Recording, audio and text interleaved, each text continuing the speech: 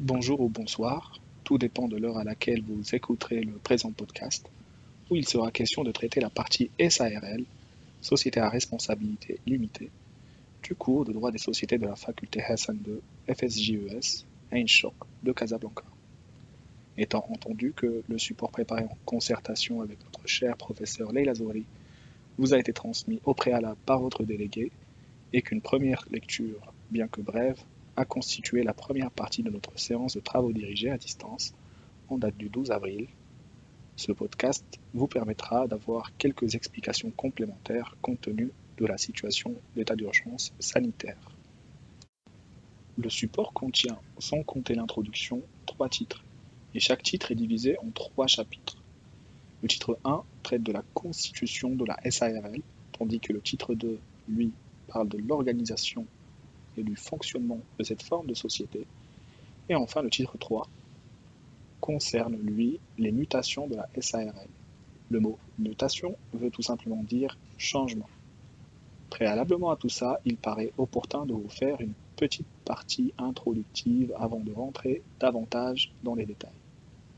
Comme pour la majeure partie des formes de société édictées dans les lois numéro 596 et numéro 1795, la SARL est une société commerciale par la forme. Une ou plusieurs personnes peuvent créer, selon les cas, une SARLO, société à responsabilité limitée d'associés uniques, ou une SARL, société à responsabilité limitée tout court. Une SARLO lorsqu'il n'y a qu'un seul et unique associé, et une SARL lorsque la société comporte entre 2 et 50 associés. La SARL est la forme de société la plus répandue au Maroc. C'est une entreprise sociétaire, donc une entreprise exerçant son activité sous forme de société. Je vous rappelle qu'il ne faut pas confondre les termes de société et d'entreprise. Je vous renvoie à cet effet au tout premier support de TD relatif à la dissertation juridique. Alors, SARL, responsabilité limitée. Tout est dans le nom. La principale caractéristique de cette forme de société est qu'elle offre le bénéfice de la responsabilité limitée aux associés. En principe, on va parler d'associés dans les sociétés de personnes et d'actionnaires dans les sociétés de capitaux. Dans le cas de la SARL, on parle certes d'associés, mais sans qu'il ne soit question de considérer cette forme de société comme faisant partie des sociétés de personnes. Nous allons expliquer cela plus tard. Le second atout de cette forme de société réside dans sa souplesse de fonctionnement qui contraste avec la rigidité de la SA, la société anonyme. Le contrôle de l'information financière par le biais du CAC, commissaire aux comptes, n'est obligatoire que pour les SARL qui dépassent les 50 millions de chiffre d'affaires. Cela constitue plus un avantage pour les associés que pour les investisseurs potentiels qui chercheraient des sociétés dans lesquelles investir leur patrimoine pour faire fructifier celui-ci. Le fait que l'on puisse constituer une société avec un seul et unique associé, comme c'est le cas de la Sarlo, faisant de sorte que ce soit l'unique société unipersonnelle au Maroc, constitue indéniablement le troisième réel atout de la SARL. Cela constitue également une dérogation aux dispositions de l'article 982 du DOC, la réforme au Code des obligations et des contrats.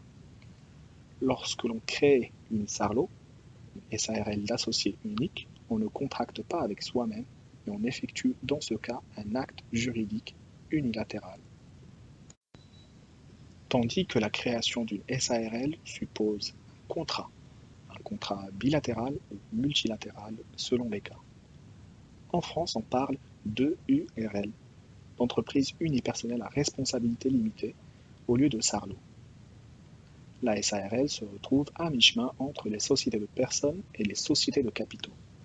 On dit qu'elle présente une nature hybride. Comme les sociétés de personnes, la SARL est traditionnellement constituée entre un petit nombre d'associés, au maximum 50 qui se connaissent en principe.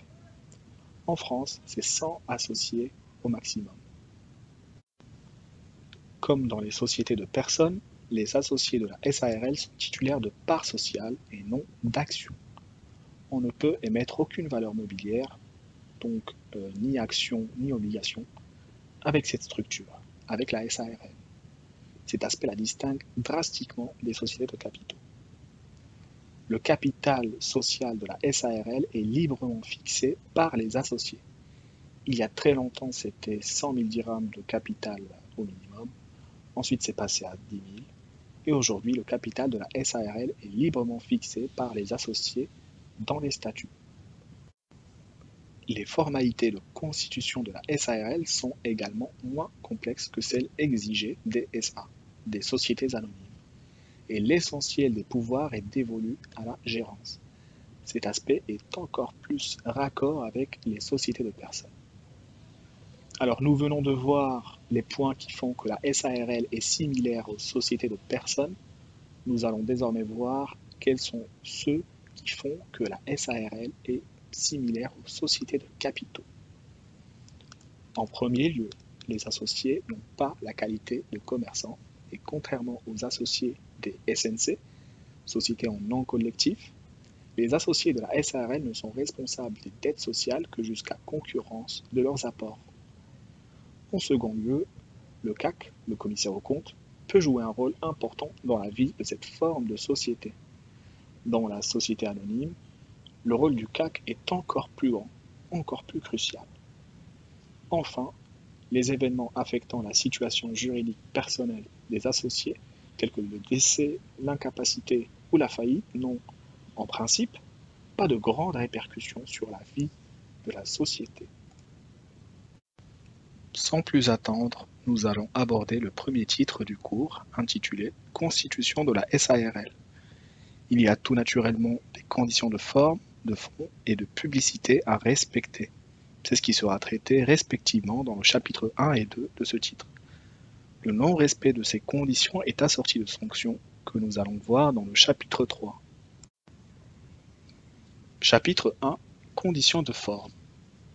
On distingue entre les conditions générales de droit commun, donc les conditions inhérentes à la formation du contrat de société, avec les conditions spécifiques à la SARL. Dans les conditions générales de droit commun, on vise les conditions générales de formation de tout contrat, donc absence de vice du consentement, capacité, objet et cause. Pour la capacité, il n'est pas nécessaire d'être commerçant. Pour l'objet, là, on vise l'objet du contrat de société, donc ce qui est édicté à l'article 982 du DOC. Il ne faut pas confondre entre l'objet du contrat de société et l'objet social de la société ou l'intérêt social de cette dernière. Enfin, pour la cause, toute société constituée dans un but illicite est nulle. Pour information, en France, la notion de cause a été supprimée par l'ordonnance de 2016, supprimée du Code civil français. Formellement, tout du moins. Pour ce qui concerne les conditions spécifiques à la SARL, eh bien, il y a tout d'abord l'objet social, justement. Tout statut de toute société commerciale contient cette mention dans les statuts. L'objet social vise les activités que la société se propose d'accomplir.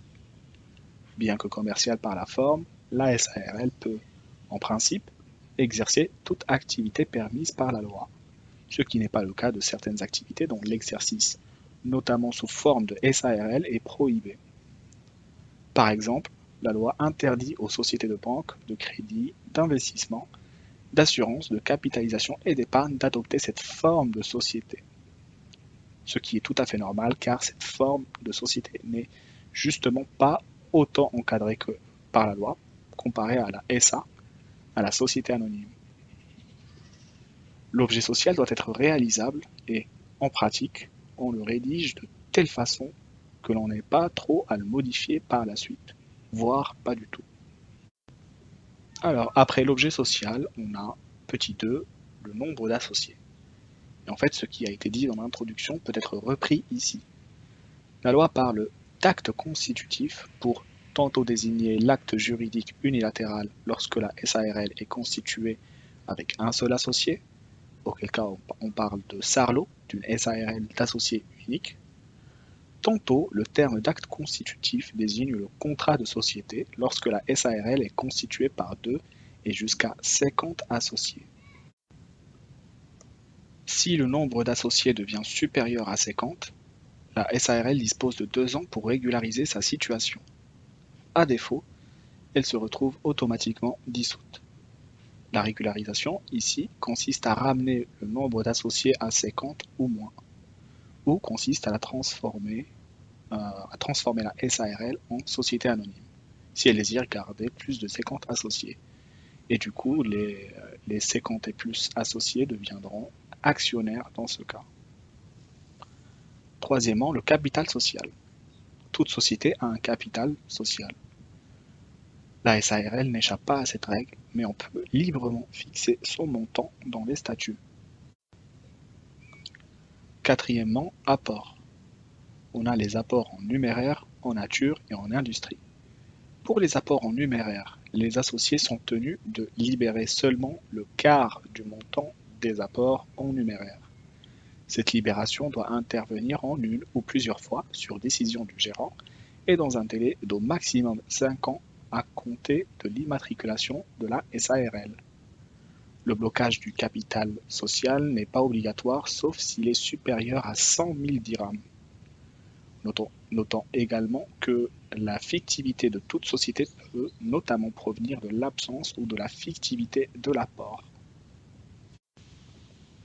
Pour les apports en nature, tout bien meuble ou immeuble, corporel ou incorporel, peut être apporté soit en pleine propriété, soit en jouissance. Le commissaire aux apports joue ici un rôle. C'est lui qui va évaluer ces apports dont le montant apparaît dans les statuts. Toutefois, les associés peuvent décider à l'unanimité que le recours à un commissaire aux apports ne sera pas obligatoire dans les cas édictés par la loi, mais ça ne sera pas à leur avantage, question responsabilité. Notons également que des sanctions pénales frappent les gérants qui auront frauduleusement fait attribuer à un apport en nature une évaluation supérieure à sa valeur réelle. Enfin, pour les apports en industrie, eh bien on peut faire des apports en industrie dans les SARL, mais les parts sociales ne pourront représenter ces 10 apports que dans les cas prévus par l'article 51 de la loi numéro 5/96. Cinquièmement, part sociale. Le capital de la SARL doit être divisé en parts sociales égales.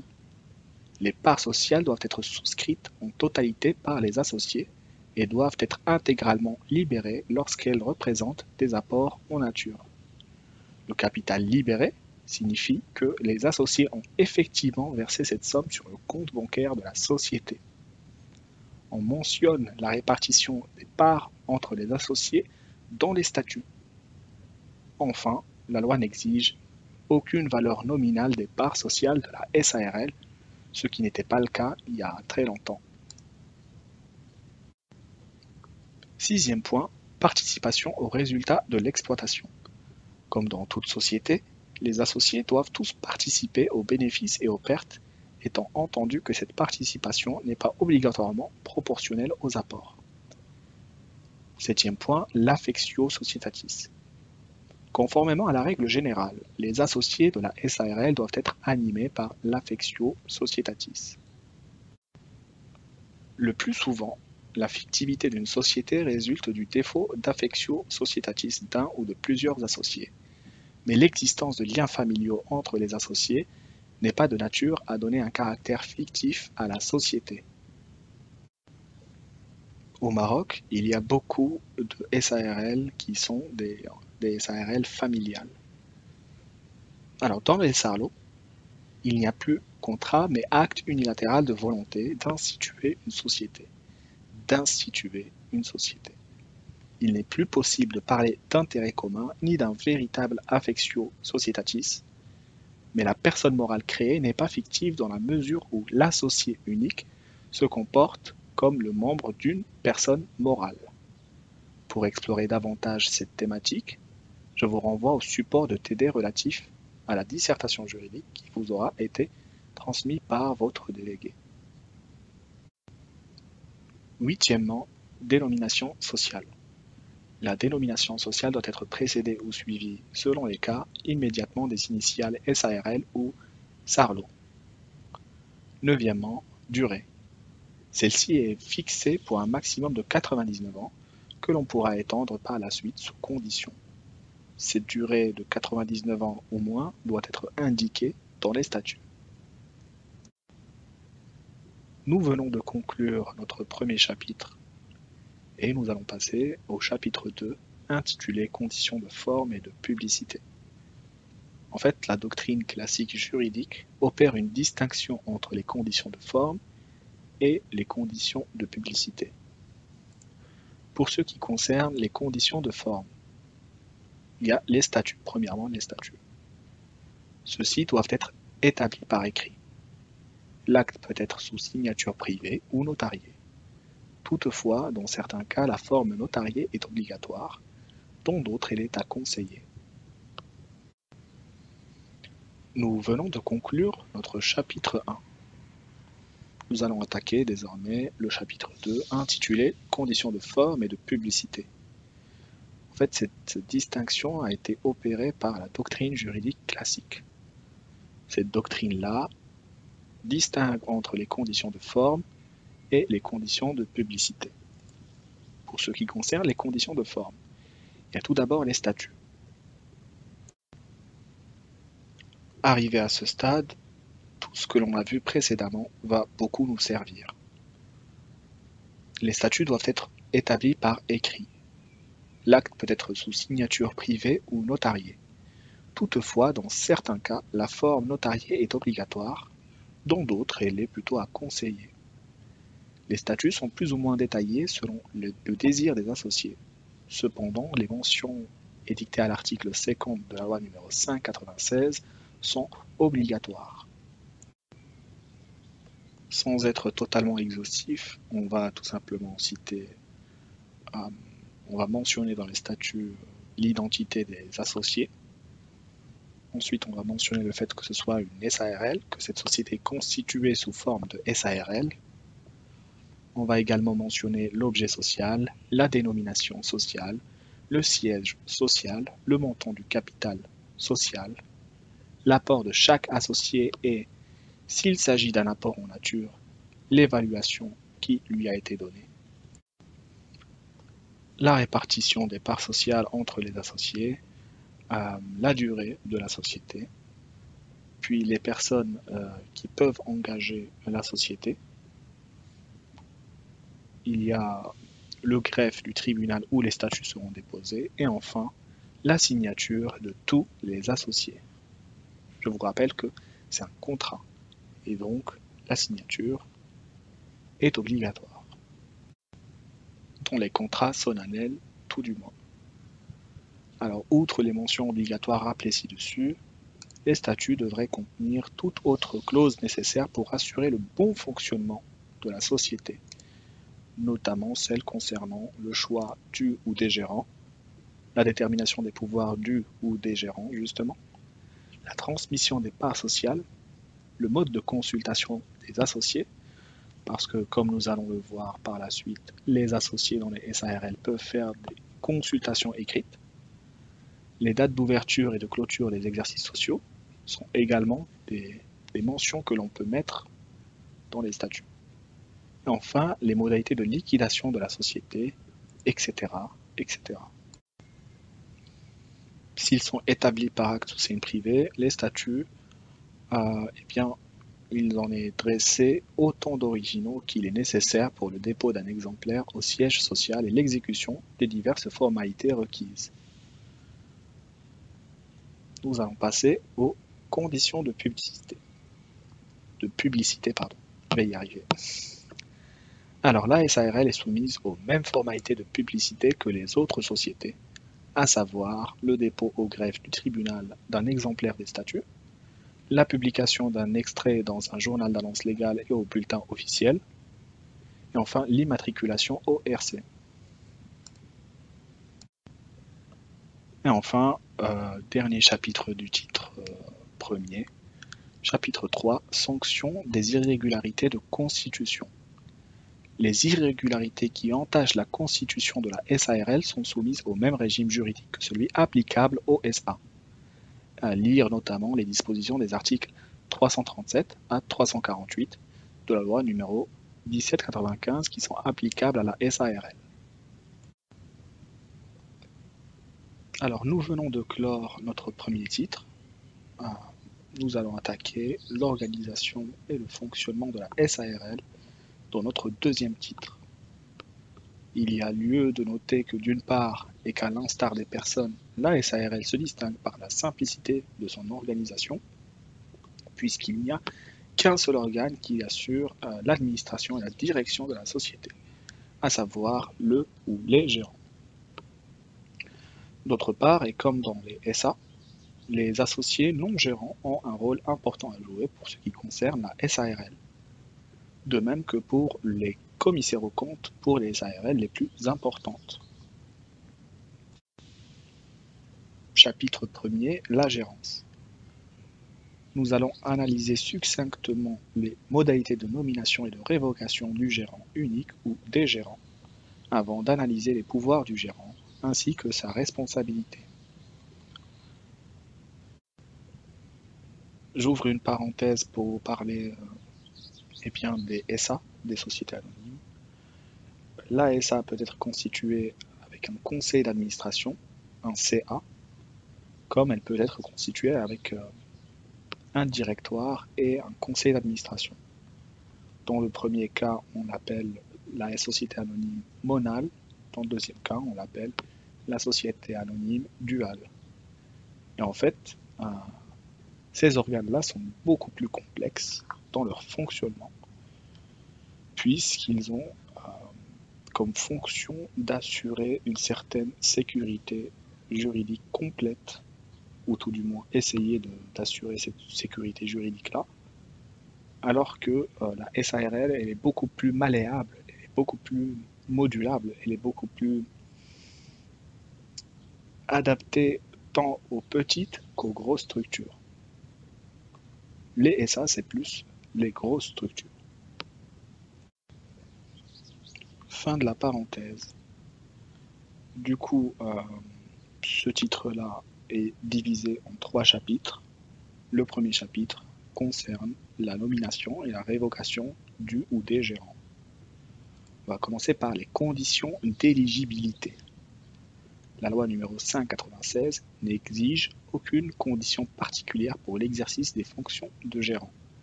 Elle se borne à indiquer, sous son article 62, que les SARL sont gérés par une ou plusieurs personnes physiques.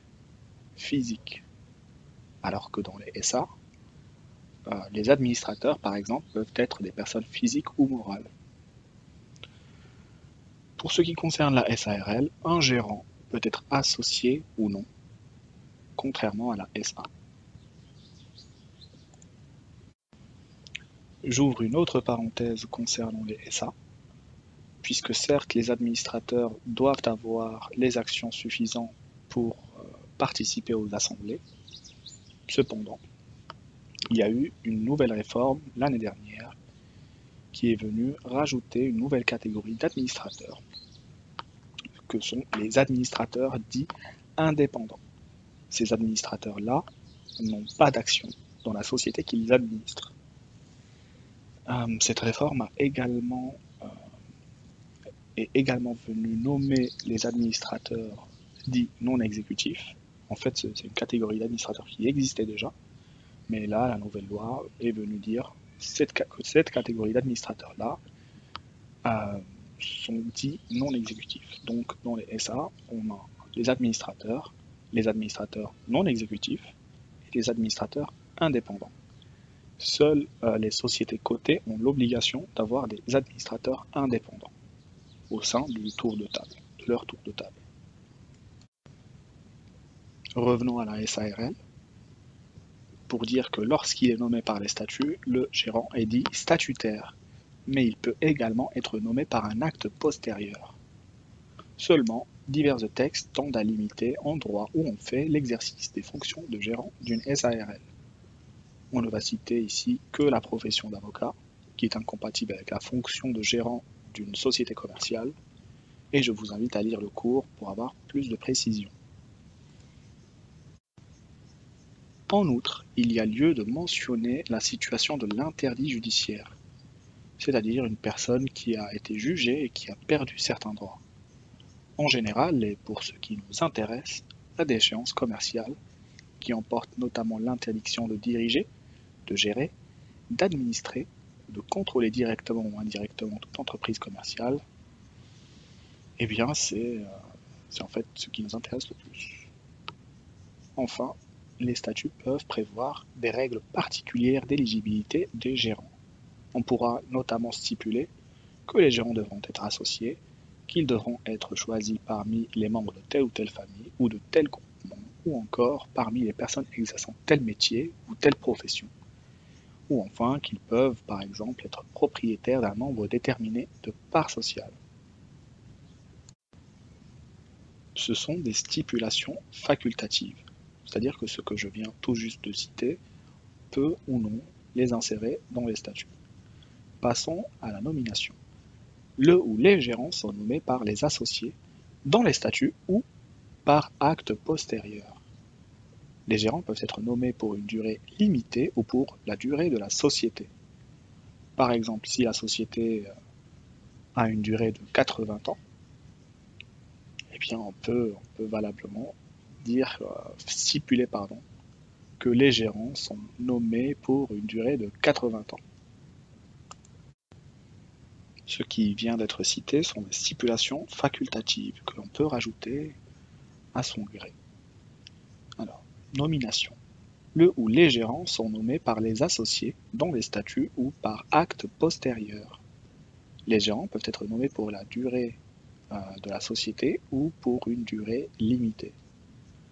Si c'est pour la durée de la société, eh bien par exemple, si la société a une durée de vie de 5 années, eh bien le gérant peut statutairement être entre guillemets engagé pour ces 5 années.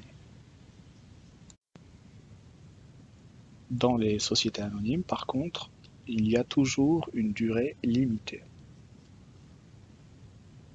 Revenons à la SARL. Dans le silence des statuts, les gérants sont nommés pour une durée de 3 ans. Alors, qu'est-ce que l'on veut dire par acte postérieur? Qu'est-ce que la loi veut dire par acte postérieur? La loi entend là une décision collective prise après l'adoption des statuts. Cet acte postérieur est pris dans les conditions prévues par la loi. La décision doit être prise par les associés représentant au moins les 3/4 du capital social et toute clause exigeant une majorité plus élevée est réputée non écrite. L'acceptation de ces fonctions par le gérant peut être expresse ou tacite et résulter notamment de l'exercice de ces fonctions. Pour ce qui concerne la cessation de fonctions, en premier lieu, il est à noter que même lorsqu'ils sont nommés dans les statuts, les gérants restent révocables. En second lieu, les fonctions de gérant peuvent prendre fin par la démission ou par la révocation. Cette révocation peut se faire de deux manières. Soit par une décision des associés représentant au moins le 3/4 du capital. La révocation doit être fondée sur un juste motif. À défaut, le gérant révoqué est en droit de demander des dommages et intérêts. Ou par décision de justice à la demande de tout associé si le gérant possède plus du quart du capital social. Et donc, dans cette configuration-là, en fait, il est à l'abri de toute révocation par les associés. Petit b, les pouvoirs du ou des gérants. La loi opère une distinction entre les rapports avec les associés, ce que l'on appelle l'ordre interne, et les rapports avec les tiers, ce que l'on appelle l'ordre externe. Dans les rapports entre associés, les pouvoirs du ou des gérants sont déterminés par les statuts, tandis que dans les rapports avec les tiers, le ou les gérants peuvent accomplir tout acte d'administration et de disposition. Les actes d'administration sont des actes qui relèvent de la gestion normale d'un patrimoine en vue d'en conserver ou de le faire fructifier. Les actes de disposition sont quant à eux ceux qui entraînent une transmission de droits pouvant avoir un effet assez important dans la valeur d'un patrimoine. Petit c, la responsabilité des gérants de SARL. Les gérants occupent une place particulière dans l'organisation de chaque SARL, les gérants étant nommés par les associés dans le but de gérer la société au quotidien et dans celui de représenter la société, ainsi que de l'incarner aux yeux des tiers, peuvent notamment engager leurs responsabilités civiles ou pénales. J'ouvre une parenthèse pour vous dire que dans les sociétés anonymes, c'est à peu près la même chose. Les administrateurs peuvent également engager leurs responsabilités civiles ou pénales. Et d'ailleurs, à cet effet, l'année dernière, encore une fois, la réforme est venue un petit peu renforcer les risques qu'ils puissent engager leurs responsabilités. Et du coup, je vous invite à aller voir ce qui a été modifié par la loi l'année dernière. Pour ce qui concerne la responsabilité civile des gérants, eh bien, ces derniers sont responsables, selon les cas, individuellement ou solidairement, envers la société ou envers les tiers, soit des infractions aux dispositions légales applicables au SARL, premièrement, soit de la violation des statuts, deuxièmement, ou encore des fautes commises dans leur gestion. J'ai préféré rester dans des choses assez simples, en une terminologie assez simple. Les expressions latines comme ut universi et ut singuli, je les ai un petit peu mises de côté, mais je vous invite à aller consulter des ouvrages pour essayer de détailler tout ça par la suite. Du coup, les gérants sont responsables soit individuellement, soit solidairement, par exemple, des infractions aux dispositions législatives ou réglementaires applicables au SARL. Tout à l'heure, dans l'introduction, je vous ai parlé d'émissions de valeurs mobilières. Eh bien, imaginons dans cette configuration que le gérant, eh bien, il a émis des valeurs mobilières quelconques pour le compte de la société. Et là, il engage sa propre responsabilité. Une responsabilité civile dans ce cas. Maintenant, les formalités de publicité sont effectuées à la diligence et sous la responsabilité des représentants légaux des sociétés. En outre, l'article 89 de la loi n° 5/96 dispose notamment que les premiers gérants et les associés auxquels la nullité de la société ou de l'une de ses décisions est imputable sont solidairement responsables envers les autres associés et les tiers du dommage résultant de la nullité. L'action se prescrit par 5 ans à compter du jour où la décision d'annulation est passée en force de chose jugée. Deuxièmement, il y a la violation des statuts. Tout acte du gérant fait au-delà de ses pouvoirs statutaires ou légaux l'expose à une action en responsabilité de la part de ses associés. L'excès de pouvoir peut constituer, au sens de l'article 69 de la loi précitée, un juste motif de révocation ou une cause légitime de révocation judiciaire. Les statuts constituant un contrat, eh bien, il est normal que le gérant soit tenu de respecter ses engagements s'il a été nommé gérant et qu'il l'a accepté. Enfin, il y a la faute de gestion. Citée par la loi, la notion de faute est vaste et imprécise. Elle évolue en fonction de la jurisprudence qui est riche en ce qui concerne les procédures de liquidation judiciaire. D'après un arrêt de la Cour d'appel de commerce de Marrakech, la faute de gestion peut être une action ou une omission. C'est notamment une négligence.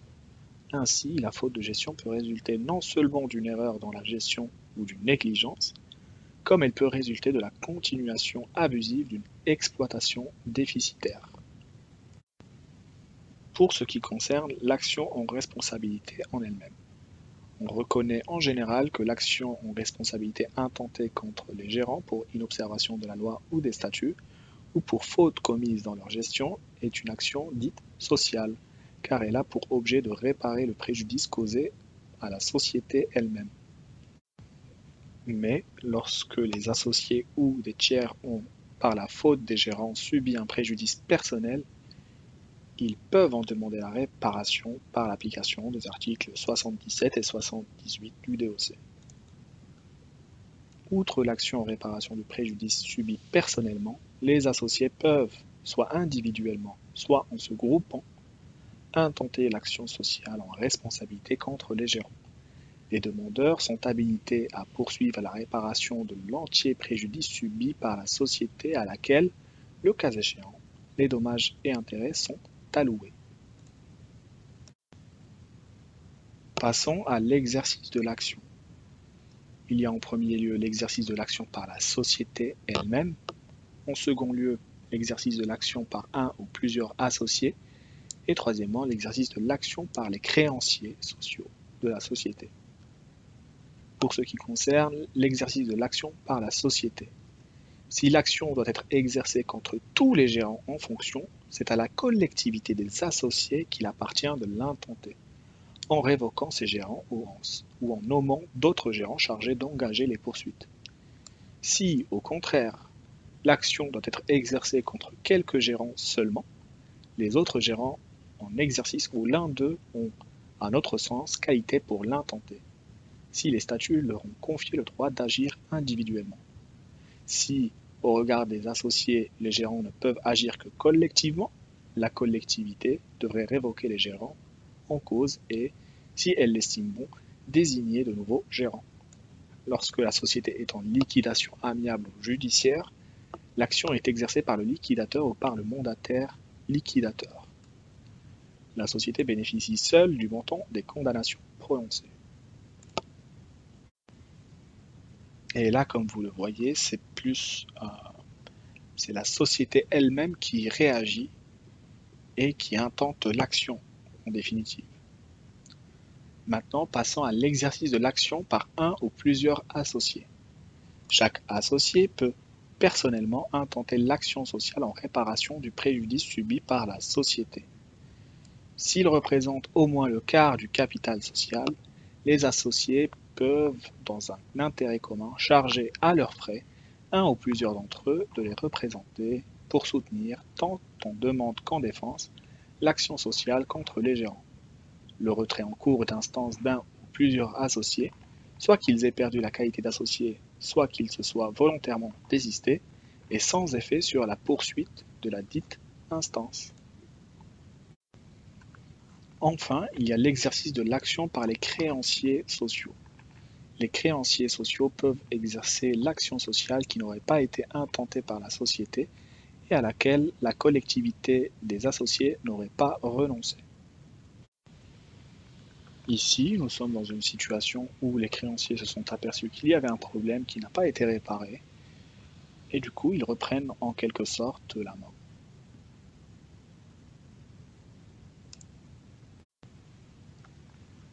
Il faut que vous sachiez qu'aucune décision de l'Assemblée générale des associés ne peut avoir pour effet d'éteindre une action en responsabilité contre les gérants pour faute commise dans l'accomplissement de leur mandat.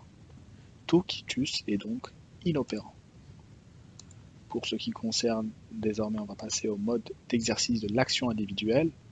L'action en responsabilité fondée sur les articles 77 et 78 du DOC appartient seulement à celui associé ou tiers qui a subi le préjudice.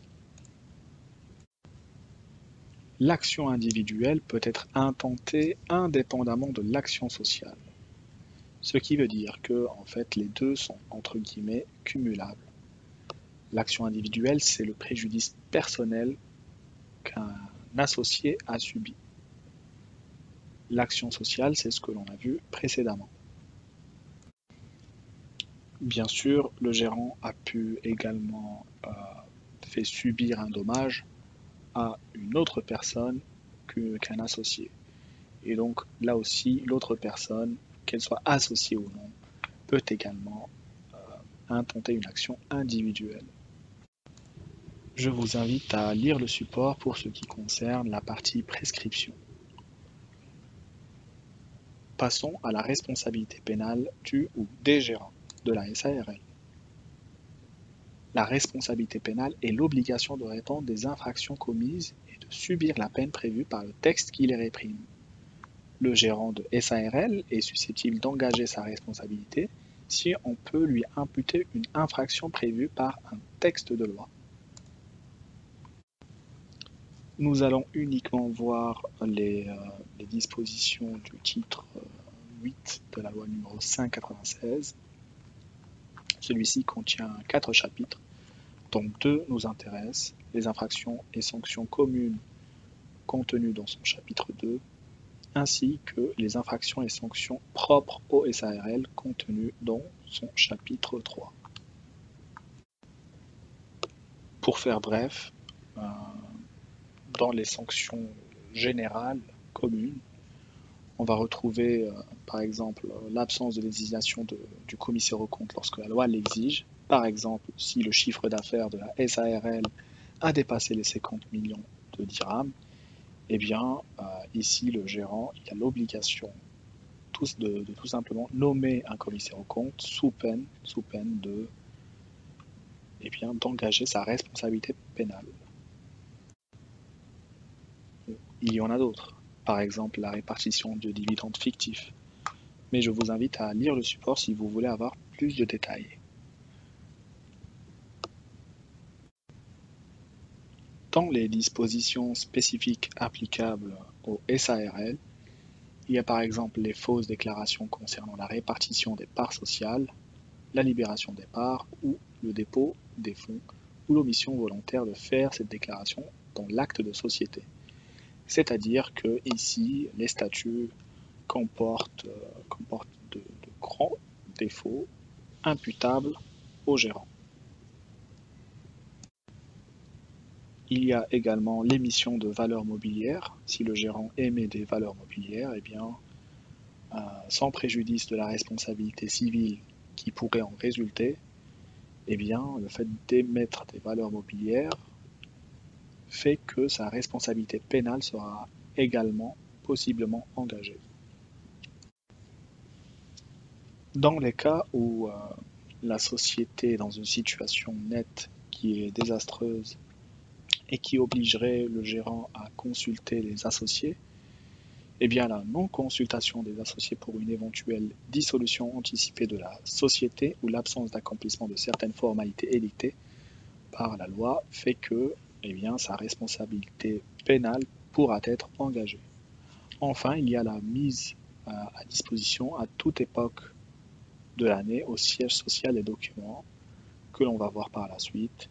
Et si le gérant n'accomplit pas ses obligations, eh bien, il est susceptible d'être, encore une fois, poursuivi pénalement.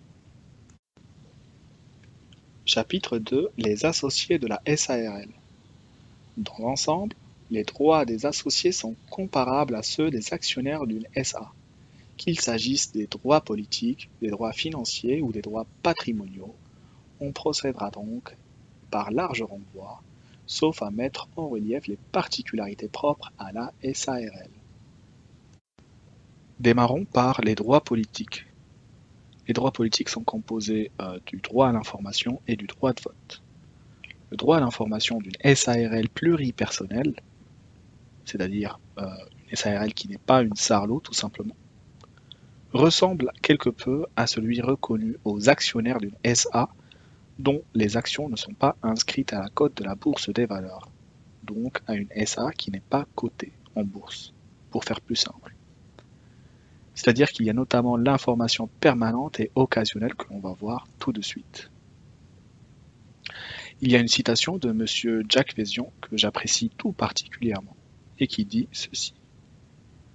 Être informé, voilà le souci aujourd'hui de tout individu. De la qualité de l'information dépend la sagesse, l'opportunité de la décision. Cette phrase illustre parfaitement l'importance de ce droit à l'information des associés dans les SARL et des actionnaires dans les SA notamment. Mais en fait, pourquoi j'ai pris la peine de préciser que ce droit dévolu aux associés ressemblait au droit des actionnaires dans les SA non cotés? Eh bien c'est parce que dans les SA cotés, et là je vous renvoie au schéma que j'ai partagé avec vous à titre purement informatif lors d'une séance de TD à distance, il y a également ce que l'on appelle l'information périodique. À cet effet, je tenais à vous dire qu'une circulaire de l'AMMC, l'autorité marocaine du marché des capitaux, a été publiée l'année dernière et rend applicable l'information trimestrielle des sociétés cotées. Mais revenons à la SARL.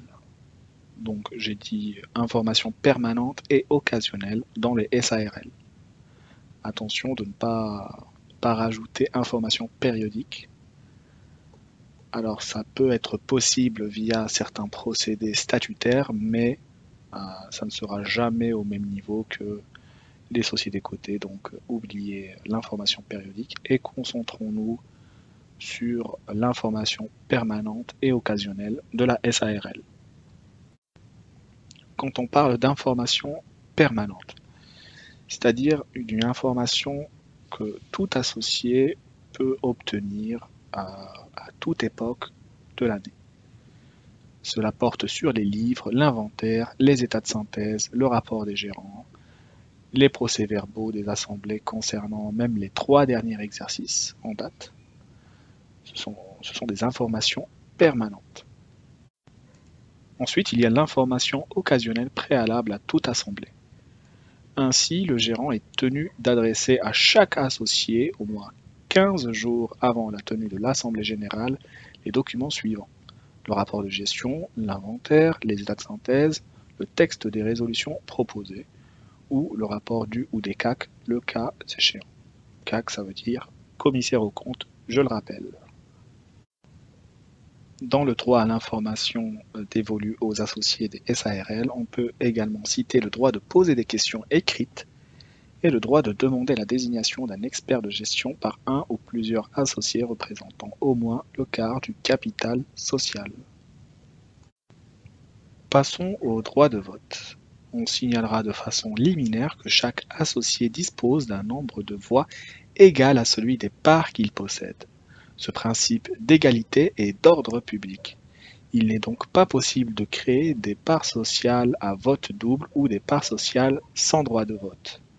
Contrairement au SA, il peut y avoir des actions entre guillemets normales, c'est-à-dire une action est égale à un vote et un dividende. Il peut y avoir également dans les SA des actions à dividende prioritaire sans droit de vote. Et là, ça veut dire une action à dividende prioritaire sans droit de vote est égale à 0 vote et 2 dividendes. Et enfin, il peut y avoir des actions à droit de vote double, c'est-à-dire une action à droit de vote double est égale à 2 votes plus 0 dividende. Bien sûr, il y a des quotas à respecter, mais nous n'allons pas rentrer dans ces considérations-là. Du coup, revenons au SARL pour dire que ce droit de vote est lié avec le droit à l'information, puisque c'est grâce à une bonne information financière que les associés peuvent prendre des décisions les plus éclairées possibles. Les deux droits sont deux faces d'une même pièce, une pièce qui s'appelle les droits politiques. Il convient alors d'examiner les modalités d'exercice du droit de vote et les modalités de calcul des majorités. Pour ce qui concerne les modalités d'exercice du droit de vote, comme dans les SA, le droit de vote s'exerce par principe dans les assemblées où sont convoqués les associés, mais il ne s'agit pas du seul mode possible. Les statuts peuvent en effet prévoir que les décisions, ou certaines seulement, pourront être prises par consultation écrite ou par signature d'un acte unanime. Dans cette hypothèse, la tenue d'une assemblée reste obligatoire dans les cas édictés par la loi. Comme dans les SA, les assemblées sont réglementées. Il faut respecter scrupuleusement le rituel légal car toute mauvaise manœuvre fournirait une arme inespérée à un associé retors cherchant à faire annuler une décision qu'il n'apprécie pas. Toute assemblée irrégulièrement convoquée peut être annulée. Toutefois, l'action en nullité n'est pas recevable lorsque tous les associés étaient présents ou représentés. L'initiative de la convocation revient au principe au gérant ou, en cas de carence, au CAC s'il en existe un. Les associés ne peuvent jamais procéder eux-mêmes à la convocation, cependant ils peuvent demander la réunion d'une assemblée générale s'ils remplissent les conditions décrites à l'article 71 de la loi 5/96. Également, en cas de défaillance des organes légaux et si l'intérêt social le justifie, tout associé après avoir vainement demandé au gérant la tenue d'une assemblée générale peut demander au président du tribunal, statuant en référé, la désignation d'un mandataire chargé de convoquer ladite assemblée. Les associés doivent être convoqués par LRAR, lettre recommandée avec accusé de réception. Un associé peut se faire représenter par son conjoint à moins que la société ne comprenne que les deux époux, sauf si les associés sont en nombre de deux. Un associé peut se faire représenter par un autre associé si les statuts le permettent. Un associé peut se faire représenter par un tiers non associé. Enfin, le procès-verbal qui est établi et signé par le président de l'Assemblée, généralement c'est le gérant, ce PV-là doit mentionner les décisions prises. Et là, encore une fois, ça ressemble un peu à ce qu'on connaît dans les SA. Il doit toujours y avoir un PV répondant à la loi sur la SA. Mais bon, passons maintenant aux modalités de calcul des majorités dans les SARL. Les règles de majorité dans les assemblées ou lors des consultations écrites obéissent à une mathématique différente de celle qui a cours dans les SA.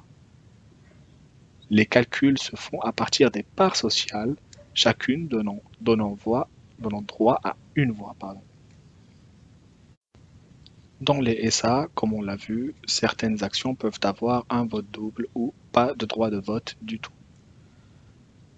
Du coup, voilà, ça marque une différence avec la SARL.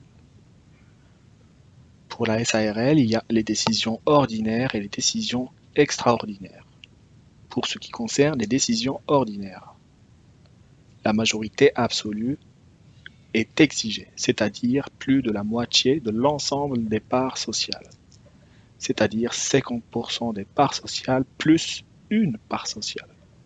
Cela concerne les décisions prises dans les assemblées générales ou lors des consultations écrites, ou encore en ce qui concerne l'augmentation de capital par incorporation de bénéfices ou de réserves, qui est une dérogation légale, etc., etc.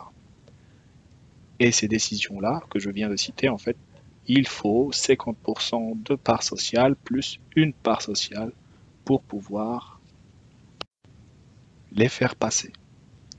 Maintenant, pour ce qui concerne les décisions extraordinaires, la majorité exigée est celle des 3/4 des parts sociales. Et cela concerne la cession de parts sociales à des tiers, la désignation ou la révocation des gérants, la nomination des commissaires aux comptes ou toute modification des statuts. Toute modification des statuts.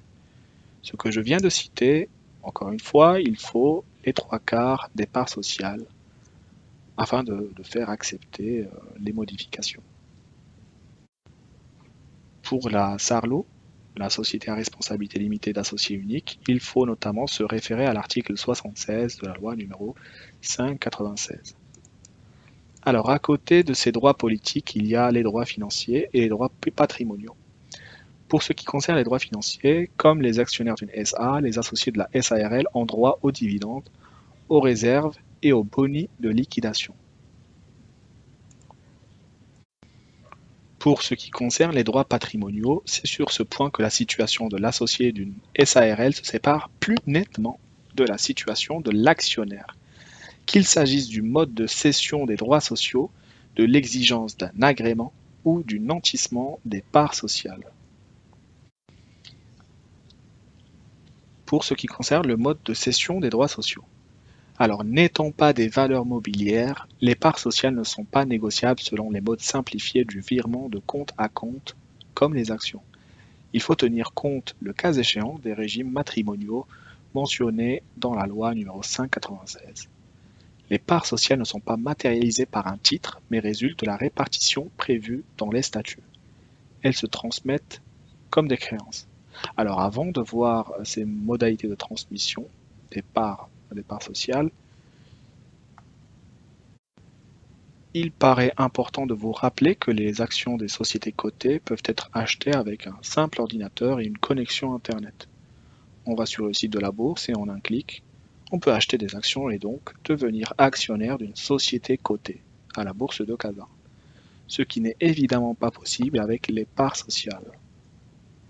Les parts sociales se transmettent comme des créances, d'où les règles suivantes. Tout d'abord, la cession doit être constatée par écrit à peine de nullité. Ensuite, la cession doit être portée officiellement à la connaissance de la SARL. Ensuite, l'opposabilité au tiers résulte de la publicité faite au RC après accomplissement des formalités décrites ci-dessus. C'est-à-dire là, je vous renvoie au cours écrit, au support écrit. Vous y trouverez tous les détails qu'il vous faut. Et enfin, fiscalement, la session doit être enregistrée, ce qui est une formalité fiscale entraînant l'exigibilité de certains droits. La nécessité d'un agrément. Nous avons vu tout d'abord le mode de cession des droits sociaux et maintenant nous allons voir la nécessité d'un agrément.